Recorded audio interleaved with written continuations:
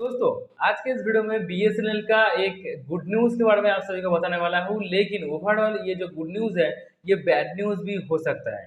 तो आप इस वीडियो को पूरा देखने के बाद नीचे कमेंट में ज़रूर बताइए कि ये वीडियो जो है, ये बीएसएनएल का गुड न्यूज़ वाला वीडियो है या बैड न्यूज़ वाला वीडियो है। मुझे लग रहा है कि बहुत सारे लोग गुड न्यूज़ बताएँगे और बहुत सारे लोग बैड न्यूज़ भी बोल सकते हैं।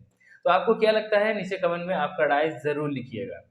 देखिए दोस्तों, आपको एक चीज़ समझना पड़ेगा कि बीएसएनएल जो है ये एक गवर्नमेंट टेलीकॉम कंपनी है और गवर्नमेंट टेलीकॉम कंपनी होने के नाते ये 4G लाने में लेट कर रहा है। अगर ये प्राइवेट टेलीकॉम कंपनी होता तो 4G और 5G तो बहुत जल्दी आ जाता है, लेकिन बहुत सारा प्रॉब्लम भी रहता।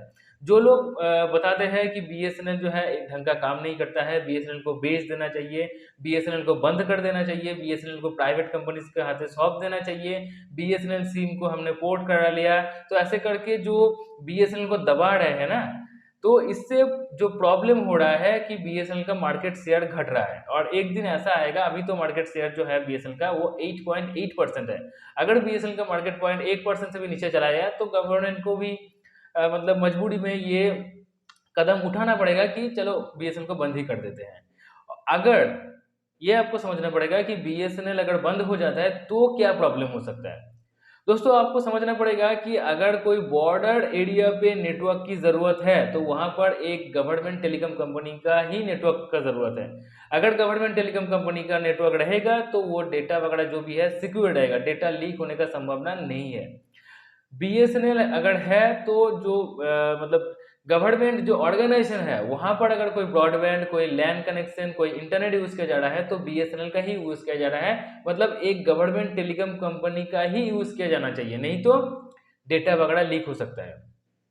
एक डेटा अगर लीक हो जाए तो पूरा देश तबाह हो सकता है। हाँ दोस्तों, और बाहर के जो कंट्रीज़ है वो लोगों को कह सकता है कि हाँ, आप इतना पैसा ले लो, आप मुझे ये सब डेटा दे दो। तो बहुत सारे लोग ऐसा रहेगा जो कि डेटा सेल भी कर सकता है, ठीक है? और पैसा जो है बहुत ह्यूज अमाउंट में पैसा दिया जाता है, तो पैसा देखकर लोग हो सकता है कि अपना दिमाग खो बैठे, ठीक है? तो इसलिए बीएसएनएल जैसे एक गवर्नमेंट टेलीकॉम कंपनी होना बहुत ज़रूरी है। उसके साथ-साथ अगर बीएसएनएल जैसा गवर्नमेंट टेलीकॉम कंपनी नहीं रहेगा, तो प्राइवेट टेलीकॉम कंपनी जो है वो अपना तरह से मनमानी करने लगेगा।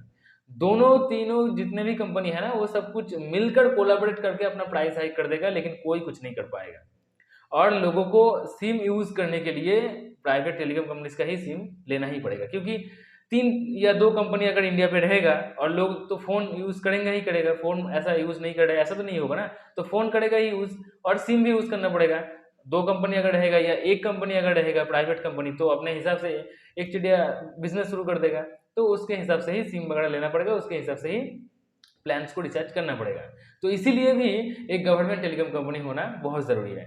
तो ये जो मैं वीडियो बनाकर बता रहा हूँ या मेरे जैसे जितने भी यूट्यूबर्स हैं, वो जो वीडियो बनाकर बताते हैं बीएसएनएल के बारे में, इससे काम हुआ है। हाँ, मैं बता रहा हूँ इससे काम हुआ है। इसीलिए दोस्तों बहुत सारे लोग फिर से बीएसएनएल को पसंद करने लगे हैं। जब से बीएसएनएल क्या है, इसके बारे में जाना है, तो बीएसएनएल को लोग फिर से पसंद करना स्टार्ट कर दिया है। और जब से ये सियाचिन ग्लेशियर पे फास्ट ईयर मोबाइल टावर जो है बीएसएनएल ने इंस्टॉल किया है, जब मतलब वहाँ पर कोई भी नेटवर्क नहीं था। एक बॉर्डर एरिया है, एक मतलब क्रिटिकल एरिया है वहाँ पर, और लेकिन फिर भी वहाँ पे कोई भी नेटवर्क नहीं था। वहाँ पर जब से बीएसएनएल स्टार्ट किया है ना अपना 4G, तब से लोग बीएसएनएल को फिर से पसंद करना स्टार्ट कर दिया है। और सिर्फ प्राइवेट कंपनी अगर मार्केट में रहेगा, तो प्राइवेट कंपनी उन्हीं जगह पे काम करेगा जहाँ पर उनका प्रॉफिट होगा। लेकिन बीएसएनएल फिर भी ऐसा-ऐसा जगह है जहाँ पर काम करता है, वहाँ से बीएसएनएल का कोई भी प्रॉफिट नहीं आता है। 50 करोड़, 60 करोड़, 70 करोड़ खर्चा करके वहाँ पे नेटवर्क वगैरह, टावर्स वगैरह इंस्टॉल करता है, मेंटेन करता है, लेकिन वहाँ से प्रॉफिट कुछ नहीं आता, फिर भी बीएसएनएल वहाँ पे ये सब कुछ करता है, ठीक है? तो इसीलिए बीएसएनएल जैसे एक गवर्नमेंट टेलीकॉम कंपनी होना मार्केट में बहुत ज़्यादा ज़रूरी है। लेकिन बीएसएनएल का जो सिम है वो लोग यूज़ नहीं करते, as a secondary SIM use करते हैं, इसीलिए बीएसएनएल का मार्केट शेयर भी घट रहा है। लेकिन अभी ये एक्सपर्ट्स के द्वारा कहा जा रहा है कि बीएसएनएल को फिर से लोग पसंद करना स्टार्ट कर दिया है। मैंने आपको कहा है, बहुत सारे मुझे कमेंट आता है कि मैंने फिर से बीएसएनएल स्टार्ट करना यूज़ करना स्टार्ट कर दिया है, ठीक है?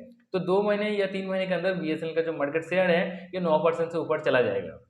ऐसा लोगों को लग रहा है और लोग यूज़ कर रहे हैं, इसीलिए लग रहा है। तो इसीलिए बीएसएनएल का ग्राहक जो है जो छोड़ के जा रहा था वो थोड़ा बहुत फिर से वापस आ रहा है, मतलब 100 लोग अगर जा रहे हैं ना तो 10 लोग फिर से वापस आ रहा है, तो ये भी ठीक है।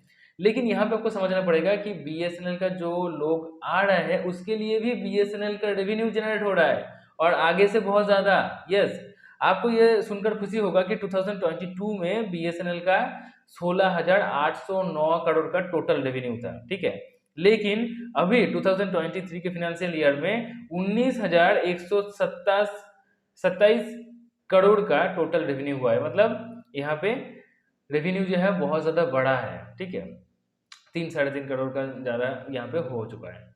तो ये जो है मतलब बीएसएनएल का लोग पसंद कर रहे हैं, ग्राहक जो है आगे से आ रहा है फिर से वापस और बीएसएनएल का रेवेन्यू जनरेट हो रहा है। लेकिन यहाँ पे आपको फिर से एक चीज़ समझना पड़ेगा कि बीएसएनएल का ओवरऑल जो रेवेन्यू है वो तो बढ़ रहा है, लेकिन बीएसएनएल का जो मतलब लॉस है ये भी बढ़ रहा है। क्यों? क्योंकि बीएसएनएल का यहाँ पे खर्चा ज़्यादा बढ़ रहा है। हाँ, अगर मैं 2022 के खर्चे के बारे में बात करता हूँ तो 6,981 करोड़ खर्चा हुआ था, ठीक है।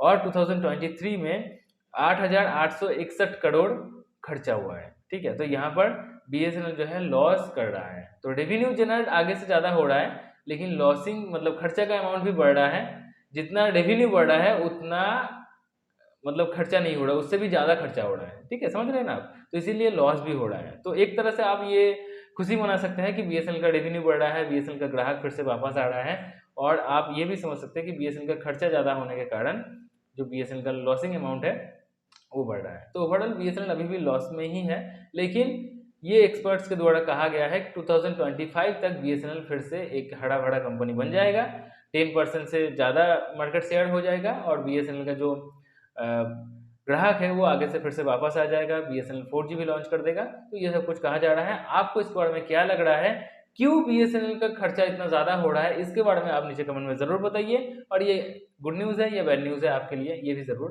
बताइएगा। तो ये एक छोटा सा वीडियो था, वीडियो को पसंद आने पर लाइक ज़रूर कीजिए, और अभी तक अगर मेरे चैनल को सब्सक्राइब नहीं किया तो सब्सक्राइब करके बेल आइकन को प्रेस करके मेरे साथ जुड़े रहिए। हर इवनिंग के 8 बजे मैं आप सभी के लिए टेलीकॉम रिलेटेड न्यूज़ लेकर आ जाता हूँ। ज़्यादातर बीएसएनएल न्यूज़ रहता है क्योंकि आप लोग सुनना पसंद करते हैं। चलिए दोस्तों, आज के लिए इतना ही। Goodbye and take care.